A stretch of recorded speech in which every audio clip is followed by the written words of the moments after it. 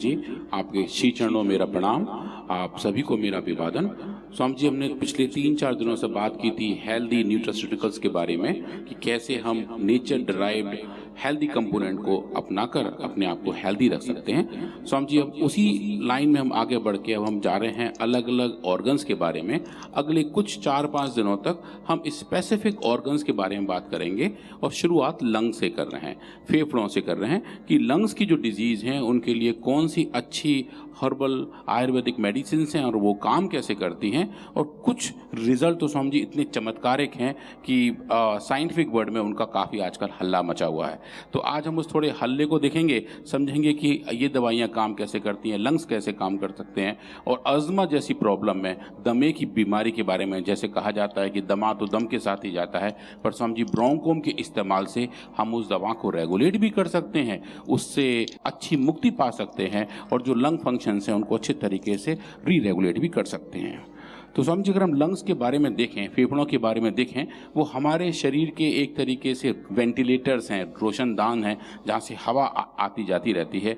एक दिन में लगभग हम 25,000 बार सांस लेते हैं और लगभग 11,000 लीटर हवा स्वामी जी एक दिन में हम लेते हैं। 11,000 लीटर मतलब घर के ऊपर जो पानी की टंकियाँ रखी होती हैं वो 500 से लेकर 1,000 लीटर तक होती हैं। स्वामी जी, अगर वो 1,000 लीटर की हैं तो ऐसी 11 बड़ी बड़ी टंकियाँ हम एक दिन में इतना हवा लेके छोड़ देते हैं। तो इतना बड़ा जो वेंटिलेशन का पूरा प्रोसेस है, जो एयर एक्सचेंज का पूरा प्रोसेस है, वो लंग्स के थ्रू होता है। और लंग्स के अंदर भी स्वामी जी देखें कि बहुत ही छोटी छोटी संरचनाएं हैं, पतली पतली ट्यूब्स के तौर पे होती हैं। उन ट्यूब्स को अगर हम आपस में जोड़ें, जिसको हम एयरवे कहेंगे स्वामी जी, उनकी लेंथ लगभग 2,400 किलोमीटर हो जाती है। इतनी लंबी श्रृंखला हमारे लंग्स के अंदर है। और जो लंग्स के अंदर जो भी सरफेस है एल्वेलाई के फॉर्म में है, जिसको एक हम फंक्शनल यूनिट कहते हैं। स्वामी जी, अगर हम उन सबको फैला दें तो लगभग एक टेनिस कोर्ट बराबर साइज तैयार हो सकता है। तो इतना बड़ा क्षेत्रफल, इतना बड़ा ट्यूब्स, वो सब नेचर ने हमारे लंग्स के तौर पर पैक किया हुआ है। हमारे एक लंग के अंदर लगभग 300 से लेके 500 मिलियन एल्वेलाई होती हैं, छोटी छोटी गुंडी होती हैं, जहाँ पे गैसियस एक्सचेंज होता है। अगर हम बात करें एक सांस लेने की कि हम कितना सांस ले लेते हैं और कितना छोड़ लेते हैं, तो स्वामी जी लगभग आधा लीटर सांस हम एक बार में ले लेते हैं। और ये जो टोटल हमारी लंग कैपेसिटी है उसका लगभग 10 से लेके 12% के बीच में है, जो नॉर्मल हेल्दी लोगों के साथ है। पर स्वामी जी, जब हम डीप प्राणायाम कर रहे होते हैं या बहुत अच्छा वाला योग कर रहे होते हैं तो ये नंबर स्वामी जी 10, 12, 20 गुना तक बढ़ जाता है। हमारे लंग उतने ज़्यादा फैल जाते हैं और उतना ज़्यादा ऑक्सीजन एक बार में आधा litre Swami ji each breath में आधा लीटर का हवा का आदान प्रदान रहता है हमारे लंग्स के अंदर। इसका इतना घनत्व तो होता है इसका? हाँ स्वामी जी। और हम तो ऐसा लगता है कि हम तो 5-10 ग्राम ले रहे हैं, 5-10 मिलीलीटर ले रहे हैं। एक हम, क्योंकि हमारे लंग्स पूरे फैल जाते हैं एक बार में, लगभग हमारे लंग्स का जो वॉल्यूम, तुम आधा लीटर लेते हो, मैं 1 लीटर लेता हूँ, मेरा थोड़ा लंबे वाला है। हाँ स्वामी जी। और ये नंबर बहुत ज़्यादा बढ़ जाते हैं। और ये जो पूरा प्रोसेस है ये लंग की इलास्टिसिटी पे डिपेंड करता है कि हमारे लंग कितने इलास्टिक हैं और वो जो इलास्टिसिटी है वो किस तरीके से मैच्योर हुई हुई है। तो स्वामी जी, हम देखें कि लंग्स के अंदर जो पूरी कैपेसिटी है वो हवा को रेगुलेट करने के काम में आती है कि हवा हम कैसे ले रहे हैं, कितना ले रहे हैं, वो सब हमारे बॉडी के मैकेनिक्स पे भी डिपेंड करते हैं। पर अगर ये मैकेनिक्स ख़राब हो जाए, इम्पेयर्ड ब्रीदिंग हो जाए, ढंग से सांस ना आ रही हो या हल्की हल्की आ रही हो, पूरा ना आ पा रही हो, जिसकी वजह से लंग कैपेसिटी कम हो जाती हो, तो स्वामी जी उसके बहुत सारे दुष्प्रभाव आने शुरू हो जाते हैं। एनर्जी कम हो जाती है, फटीक रहती है, थकान रहती है, ऑक्सीजन लेवल कम हो जाता है, तो पूरे शरीर का मेटाबॉलिज्म भी स्लो हो जाता है और जो फोकस करने में, कंसंट्रेशन करने में, याददाश्त रखने में दिक्कत बढ़ती चली जाती है। तो स्वामी जी, फिर इस लंग फंक्शन को नापते कैसे हैं? जो डायग्नोस्टिक टेस्ट हैं वो लंग फंक्शन के, एक तो बहुत सिंपल सा है जिसको स्पायरोमेट्री कहते हैं कि एक जगह फूंक मारते हैं और देखते हैं कि एक जो गेंद है वो कितनी ऊंची उठ सकती है और वो बताती है लंग फंक्शन कैसे हैं। दूसरा Swami ji pulmonary function test है, जिसमें एक इक्विपमेंट में फूंक मार कर देखते हैं कि लंग्स में किस तरीके का पावर बचा हुआ है, कितनी दूर तक हम हवा फेंक सकते हैं और किस तरीके से उसको हम दोबारा रिकॉल कर सकते हैं। पर स्वामी जी, इन सबसे बेटर अंदर जो सबसे अच्छा और सबसे प्राचीन और सबसे इफेक्टिव पल्मोनरी टेस्ट है, वो मेरा मानना है स्वामी जी वो शंख बजाना है। कि अगर हम एक शंख रोज एक सांस में बहुत देर तक बजा लेते हैं तो वो ये बताता है कि हमारे लंग्स के अंदर अच्छी पावर है, अच्छी ताकत है, और वो ये बताता है कि लंग की फंक्शनैलिटी अच्छे तरीके से एक बार में यदि 1 मिनट शंख बजा लो तो तुम्हारा लंग सुपर हेल्दी है। सुपर हेल्दी स्वामी जी, क्योंकि जो पल्मोनरी फंक्शन टेस्ट है वो भी स्वामी जी 30 या 35 सेकंड तक जा पाता है, उससे ज़्यादा जा पाना पॉसिबल नहीं हो पाता। तो अगर हम 1 मिनट तक शंख बजा लेते हैं फिर तो स्वामी जी बताते हैं कि हमारे लंग्स इतने बढ़िया हैं कि शायद पूरी धरती को हवा हम ही दे सकते हैं क्योंकि वो बहुत अच्छी पावर के बारे में बताते हैं।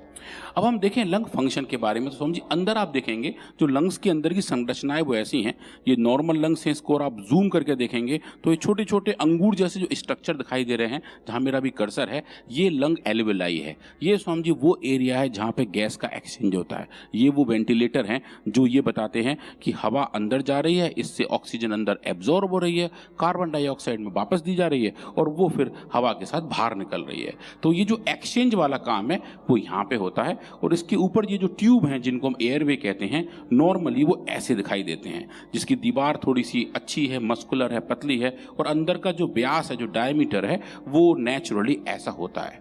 अब स्वामी जी इसके अंदर अगर इन्फ्लेमेशन आ जाए, जैसे आप बताते हैं कि इन्फ्लेमेशन लगभग हर एक बीमारी का कारण है, तो अगर एयरवे के अंदर इन्फ्लेमेशन आ जाए तो ये एयरवे स्वामी जी सूज जाएंगे। अगर ये सूज जाएंगे तो आप देखेंगे इनकी सूजन ऐसी बढ़ जाएगी और इनके अंदर का डायमीटर कम हो जाएगा, तो हवा को आने जाने की जगह कम मिलेगी, सांस घुटी घुटी लगेगी, और इस तरीके से अज़मा की शुरुआत हो जाती है। दमा की शुरुआत स्वामी जी यहाँ से हो जाती है। फिर ये इसकी थिकनेस चेंज हो जाती है, इसके चारों तरफ कोलेजन का डिपोजिशन शुरू हो जाता है, और ये पूरा वायु मार्ग जब अवरुद्ध हो जाता है तो क्रोनिक एलर्जिक अस्थमा हो जाता है।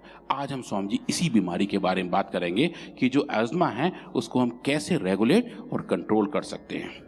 अस्थमा के जो कारण है स्वामी जी बहुत सारे हैं।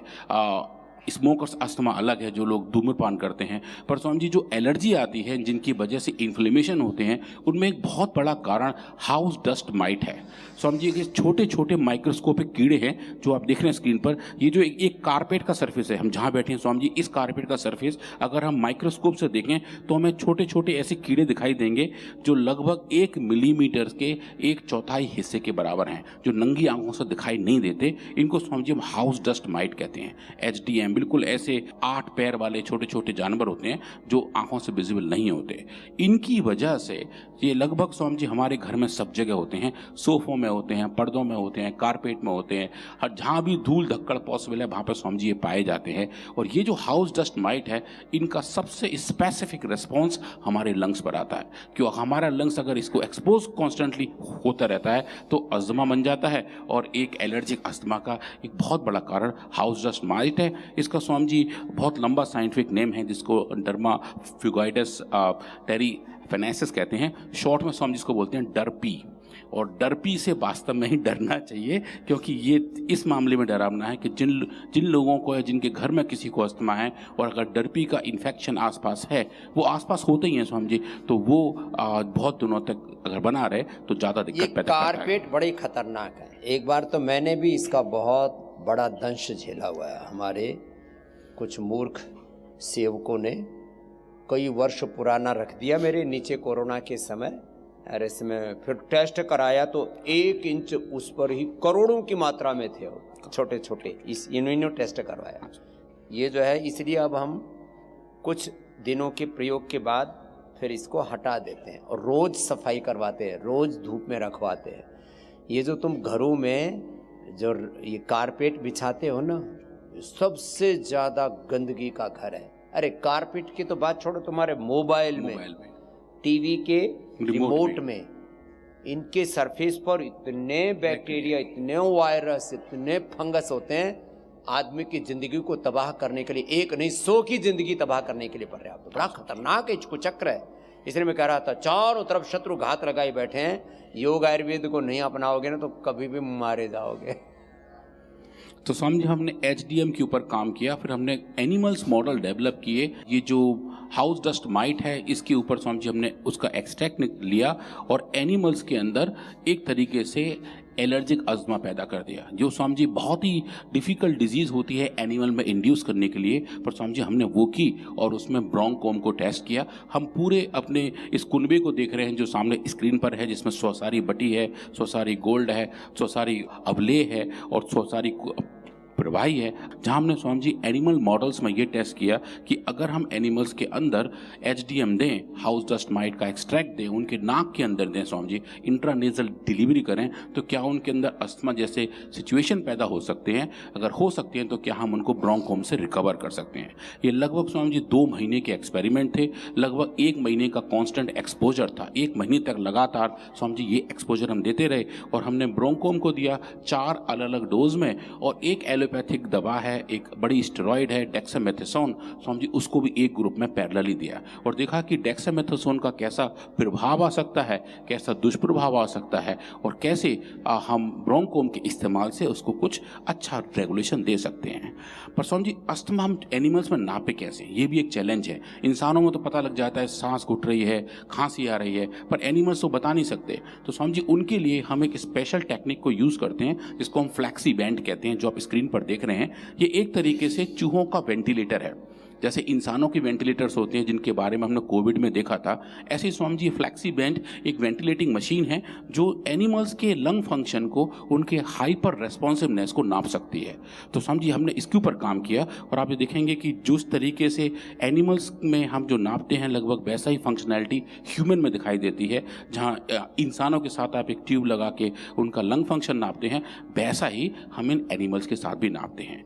तो स्वामी जी हम डेटा देखना शुरू करेंगे और ये शायद अब तक के हमारे सबसे ज़बरदस्त डेटा रहे हैं कि हमने बताया कि लंग फंक्शन को मॉड्यूलेट किया जा सकता है हाउस डस्ट माइट के एक्सट्रैक्ट को। अच्छा स्वामी जी, ये जो डर्पी का एक्सट्रैक्ट है, जो हाउस डस्ट माइट है, स्वामी जी भारतवर्ष में कहीं बनता नहीं है। लोग भारत के बाहर इसको ग्रो करते हैं as a research chemical. Swami ji हम वहाँ से इम्पोर्ट करते हैं और इनकी कॉस्ट आप देखेंगे स्वामी जी कई लाखों में जाती है। तो ये सूक्ष्म कीड़े हैं, इनका पाउडर भी खरीदने के लिए आपको कई लाखों रुपए खर्च करने पड़ते हैं। हाँ स्वामी जी, उतनी चुकाते हैं आप, फिर उसके बाद उन एनिमल्स को देते हैं और देखते हैं कि एनिमल्स के अंदर कैसे रिस्पॉन्स आ रहे हैं। स्वामी जी यहाँ जो मेरा कर्सर है, ये नॉर्मल एनिमल्स हैं जिनके अंदर कोई बीमारी पैदा नहीं की थी, जो नीले रंग की लाइन है। स्वामी जी जो लाल रंग की लाइन है, ये वो हैं जिनके अंदर अस्थमा पैदा हो गया था, जिनका लंग फंक्शन खराब हो गया था, जिनका एयरवे हाइपर रेजिस्टेंस खराब हो गया था। अब आप ये देखेंगे स्वामी जी, इसके साथ ये जो लाइन है ये डेक्सामेथासोन की है और ये जो 4 डोज आपको दिखाई दे रही हैं ये ब्रोंकोम की हैं। जो ब्रोंकोम हमने स्वामी जी 1 महीने तक लगातार ह्यूमन डोज के आसपास, एक उसकी डोज कम, एक उसकी डोज ज़्यादा और एक बिल्कुल जानबूझ के दी हुई बहुत कम डोज, ताकि हम डोज डिपेंडेंसी को देख पाएँ। आप देखेंगे स्वामी जी जैसे जैसे हम ब्रोंकोम की मात्रा बढ़ा रहे थे, वैसे वैसे एयरवे हाइपर रेजिस्टेंस का रिवर्सल होना शुरू हो चुका था। और आप देखें स्वामी जी लोअर डोज से लेके हाई डोज तक बहुत सुंदर तरीके से ये हमें रिवर्सल देखने को मिला। और ये जो रिस्पॉन्स था वो स्वामी जी डेक्सामेथासोन जो स्टेरॉइडल दवाई है स्वामी जी, लगभग वैसा ही रिस्पॉन्स हमें ब्रोंकोम के साथ देखने को मिला था। ये एक बड़ी वाली बात थी कि एक हम आयुर्वेदिक मेडिसिन का वैसा इफेक्ट दिखा पा रहे थे जैसे कि एक सिंथेटिक वर्ड की बड़ा स्टेरॉइड ऐसा रिस्पॉन्स दिखाता है। और अगर हम इसका स्टैटिस्टिकल सिग्निफिकेंस नापें कि इन दोनों के बीच में अंतर क्या है, सांख्यिकी तौर पे इसमें क्या अंतर आ रहा है, तो स्वामी जी आप देखेंगे जैसा रिस्पॉन्स डेक्सामेथासोन का है वैसा ही लगभग ब्रोंकोम का रिस्पॉन्स है। और सांख्यिकी तौर पे इन दोनों को डिस्टिंग्विश नहीं किया जा सकता कि ये दोनों रिस्पॉन्स लगभग सेम पाए। एलोपैथी की दवाओं के पैरेलल खास करके स्टीरॉइड, बायोलॉजिकल्स, सिंथेटिक वर्ल्ड की जो लाइफ सेविंग ड्रग्स हैं उनके पैरेलल स्टडी करने वाला वर्ल्ड का पहला इंस्टीट्यूट पतंजलि रिसर्च फाउंडेशन, आपको ये पता होना चाहिए। और ये आपको एक तरह का प्रभाव अस्थमा के अंदर जो सिम्टोमेटिक प्रभाव है उसको देख पा रहे थे। यदि लंग के अल्वोलाइज को रिपेयर करने की, रिजुविनेट करने की दृष्टि से देखा जाए, क्योंकि ये मात्र सिम्टम्स को नहीं सिस्टम को भी अच्छा करते हैं आयुर्वेद की औषधियाँ। ये पूरा का पूरा जिस कारण से रोग हो रहा है उसका निवारण करती हैं। इनका मोड ऑफ एक्शन ये जो बड़ा है वो एलोपैथी की मेडिसिन में है ही नहीं। और उनके कुप्रभाव हैं स्टेरॉइड आदि के, इसके सुप्रभाव तो हैं लेकिन कोई भी दुष्प्रभाव नहीं है। ये हमने टॉक्सिकोलॉजी टेस्ट करके वर्ल्ड को पहली बार बताया कि आयुर्वेद 100% निर्दोष है, निरापद है, कोई इसका साइड इफेक्ट कॉम्प्लिकेशन नहीं है, साइंटिफिक पैरामीटर्स के साथ बताया है। तो ये बातें जानने जैसी हैं और इनको बहुत अच्छे तरीके से हमारे अनुराग जी रिसर्च तो किया ही किया है, उसको बहुत अच्छे तरीके से समझाते भी हैं, आम आदमी को समझ में आ जाए विज्ञान की भाषा। इसके लिए भी डॉक्टर अनुराग जी और उनकी पूरी टीम का और पूरे पूज्य आचार्य श्री का अभिनंदन है। स्वामी जी, आप जैसे कह रहे थे मोड ऑफ एक्शन के बारे में, तो स्वामी जी अस्थमा का जो मोड ऑफ एक्शन है वो ये है कि इन्फ्लेमेशन सब जगह बढ़ जाता है।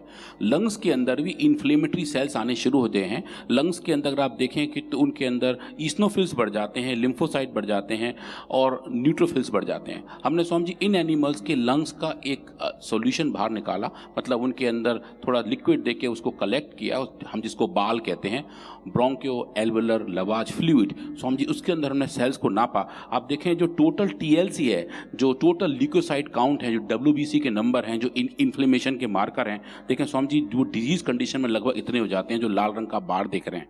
और आप देखिए ब्रोंकोम के इस्तेमाल से ये डोज डिपेंडेंटली कम होने शुरू हो जाते हैं, चाहे हम ईस्नोफिल को देखें, चाहे लिम्फोसाइट को देखें, चाहे हम न्यूट्रोफिल्स को देखें, जो ये बताते हैं कि ब्रोंकोम का ट्रीटमेंट इन इन्फ्लेमेशन सेल्स के इन्फ्लक्स को रेगुलेट करता है। उसके बाद अगर हम हिस्टोपैथोलॉजी में जाएं, आप जो भी कह रहे थे स्वामी जी कि जहां हम मोड ऑफ एक्शन की बात कर रहे हैं, जहां स्ट्रक्चरल चेंजेस की बात कर रहे हैं, तो आप देखेंगे स्वामी जी पेरी ब्रोंकुलर, मतलब जो ब्रोंकोल्स हैं, जो एयरवे हैं, जिनके चारों तरफ की जो सूजन है, और जो पेरीवेस्कुलर, जो वहाँ ब्लड सप्लाई जा रही है, उसके चारों तरफ की सूजन, अगर हम उसको नापें स्वामी जी, आप देखिए ये नॉर्मल एनिमल्स के लंग्स हैं, जहाँ सब कुछ नॉर्मल दिखाई दे रहा है। ये डिजीज एनिमल के लंग्स हैं जिनके अंदर हमने HDM दिया है, हाउस डस्ट माइट दिया है, और आप देखें स्वामी जी कैसी इसके अंदर विध्वंस हुआ रखा है, दुनिया भर के सेल्स या माइग्रेट हुए हैं और अच्छी खासी सूजन दिखाई दे रही है। और स्वामी जी आप देखिए, आप ब्रोंकोम को आप जैसे जैसे इसमें ट्रीटमेंट दे रहे हैं, वैसे वैसे स्वामी जी इसके अंदर एक अच्छा रिवर्सल होता दिखाई दे रहा है, जो ये बताता है कि हम ब्रोंकोम के ट्रीटमेंट से इन्फ्लेमेशन को और उसके कारक को भी मॉड्यूलेट कर पा रहे हैं। जो दूसरी बात आती है स्वामी जी लंग्स के अंदर अस्थमा के दौरान, लॉन्ग टर्म अस्थमा में स्वामी जी वो फाइब्रोसिस में कन्वर्ट हो जाता है। सब एपिथेलियल फाइब्रोसिस हमें देखने को मिलती है। स्वामी जी आप देखेंगे डिजीज कंडीशन में यहाँ पे यहाँ जो मेरा कर्सर है, इतनी ज़्यादा है फाइब्रोसिस हुई है। और स्वामी जी आप देखेंगे हम जैसे जैसे ब्रोंकोम का डोज बढ़ा रहे हैं, लोअर डोज पे कम फाइब्रोसिस में रिवर्सल है, पर जैसे जैसे हम डोज बढ़ा रहे हैं, ह्यूमन डोज के आसपास जा रहे हैं, स्वामी जी एक अच्छा फाइब्रोटिक चेंज हमें देखने को मिल रहा है और एक फाइब्रोसिस भी कम होती दिखाई दे रही है। और जो एक तीसरी बड़ी बात है जो अस्थमा में देखी जाती है स्वामी जी, वो है गॉबलेट सेल्स मेटाप्लासिया, मतलब कि अस्थमा के दौरान बहुत सारा कफ बनता है, बहुत सारे, जब खांसी आती है तो हम बहुत सारा बलगम बाहर निकालते हैं, श्लेष्मा बाहर आता है। तो स्वामी जी वो जो श्लेष्मा जिस जगह बनता है, जो म्यूकस जिस जगह बनता है लंग्स में स्वामी जी, वो सेल्स हैं गॉबलेट सेल्स। उनके अंदर उनका लेवल बढ़ जाता है जब अस्थमा ज़्यादा हो जाता है। तो हमने स्वामी जी स्पेसिफिक डाइज का इस्तेमाल करके लंग्स के अंदर वो भी लेवल देखा। ये जो पर्पल कलर की डाई है स्वामी जी, ये बता रही है कि कितनी ज़्यादा वो सेल्स हैं जो म्यूकस बना रही हैं। तो म्यूकस बनाने वाली सेल्स का नंबर भी ज़्यादा हो जाता है अस्थमा के दौरान। और आप देखेंगे स्वामी जी हम जैसे जैसे ब्रोंकोम का ट्रीटमेंट दे रहे हैं, वैसे वैसे स्वामी जी इसका लेवल कम होता जा रहा है, और जो कलेक्टिव तरीके से बता रहा है कि जो भी स्पेसिफिक कारण है अस्थमा के, वो अच्छे तरीके से रेगुलेट हो रहे हैं। स्वामी जी उसके बाद हमने इनके अंदर स्मूथ मसल मास को भी देखा। ये थोड़ा सा डिटेल डेटा है, मैं इससे आगे बढ़ के क्विकली पहुंचता हूं स्वामी जी साइटोकाइन रेस्पॉन्स के ऊपर, जो मॉलिकुलर प्लेयर हैं, मॉलिकुलर स्विचेस हैं अस्थमा को रेगुलेट करने में। तो स्वामी जी इन एनिमल के अंदर हमने साइटोकाइंस और कीमोकाइंस, मैं स्वामी जी कीमोकाइंस शायद आज पहली बार बोल रहा हूं कि हमने साइटोकाइंस तो वो जो सेल्स को आपस में बुलाते हैं, कीमोकाइंस वो हैं स्वामी जी वो भी सेल्स को बुलाते हैं, पर वो सिग्नल का तरीका दूसरा होता है। तो हमने कीमोकाइन और साइटोकाइंस का लेवल नापा और पाया कि उनका लेवल डिजीज कंडीशन में बढ़ गया था। लाल रंग के आप जो बार दिख रहे हैं वो सब डिजीज कंडीशन दिखा रहे हैं, और आप देखेंगे ब्रोंकोम के इस्तेमाल से वो डोज डिपेंडेंटली कम हो गए थे। और उसके साथ साथ जो उनके स्पेसिफिक जीन एक्सप्रेशन है स्वामी जी, वो भी उसी अनुपात में कम हो गए थे। तो प्रोटीन लेवल चेंज हुआ था, उसके कोरिलेटेड जो उसका जीन एक्सप्रेशन लेवल था स्वामी जी वो भी चेंज हो गया था, चाहे वो IL-6 हो, IFN गामा हो, IL-13 हो, IL-33 हो या TNF अल्फा हो। इन पांचों के हमने जीन एक्सप्रेशन नापे और पाया कि लंग्स के अंदर इन जीन्स का रेगुलेशन भी ब्रोंकोम की वजह से अच्छे तरीके से होता है। सो हम ये सब फाइंडिंग लेके हम बड़े जर्नल के पास गए, फ्रंटियर्स इन इम्यूनोलॉजी, जो इम्यूनोलॉजी को लेकर स्वामी जी सिर्फ रिसर्च पब्लिश करते हैं। हर्बल को लेकर स्वामी जी उनका थोड़ा सा पुराना कुछ पूर्वाग्रह था स्वामी जी, वो हमने दूर किया और ये हर्बल मेडिसिन का एक पहला पब्लिकेशन है जो फ्रंटियर्स और इम्यूनोलॉजी में पब्लिश हुआ, जहाँ हमने बताया कि ब्रोंकोम के इस्तेमाल से हम एयरवे हाइपर रेस्पॉन्सिवनेस को कंट्रोल कर सकते हैं, और वो भी कौन से वाले में, जो सबसे सुपीरियर मॉडल है जिसकी वजह से अस्थमा पैदा होता है। तो स्वामी जी ये अब ब्रोंकोम की जर्नी अब इतनी अच्छी हो चुकी है जो शायद अब तक का हमारा सबसे बेस्ट डेटा है, जहाँ स्वामी जी हमने कुछ ऐसा देखा है कि कुछ ऐसी कंडीशंस हैं ह्यूमन कंडीशन में भी, जो अस्थमेटिक पेशेंट हैं उनमें कुछ डोज के बाद स्टेरॉइड भी काम करना बंद कर देते हैं। मतलब स्टेरॉइड लेते रहते हैं, 10 साल 5 साल बाद वो दवाई भी काम करना बंद कर देती है।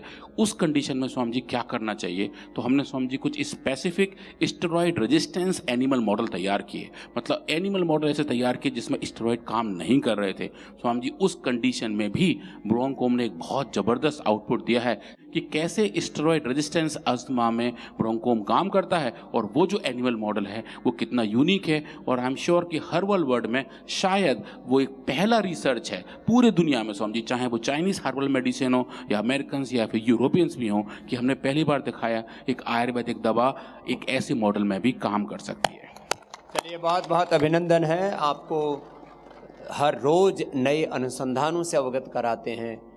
इन जो है इंसानों में तो डिजीज हम इंड्यूस नहीं कर सकते, तो हुई है। जीवों में, चूहों में, खरगोशों में, अलग अलग जेब्राफिश में, अलग अलग मॉडल्स में liver failure, kidney failure, diabetes, BP, sugar, thyroid, asthma, arthritis, यहाँ तक कि पार्किंसंस, कैंसर जैसे रोग, इनफर्टिलिटी इंड्यूज करके फिर उसको ख़त्म कर दिया। और क्या प्रमाण चाहिए बिना किसी दुष्प्रभाव के?